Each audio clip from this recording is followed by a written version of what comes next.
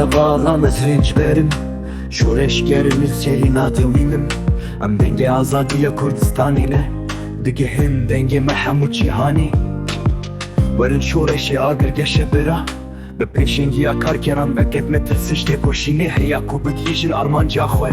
Ew kesê ku ji mirinê ditirse ji karwanê xebatê parantimîne Ez dibêjim zordarên xwe mijre dilê min tîjî êş û azar e Ez ji bendan û hesinê xurtim lewma ji mirinê natirsim ji mirinê Eybin destên tirsok ez vekwe naçim ser çokan Ez ji mirin û neman natirsim Ez canê xwe dikim gorm ji bo mirovayî Li hember zorê serî natewînim Li ber dijminê gezgiriyê xwe xwar nakim Hevalê min ên tê koşer Gelê bin dest li hêviya me ne Bila dengê me bigîje her derê Bila azadî hêlîna xwe çeke ser erdê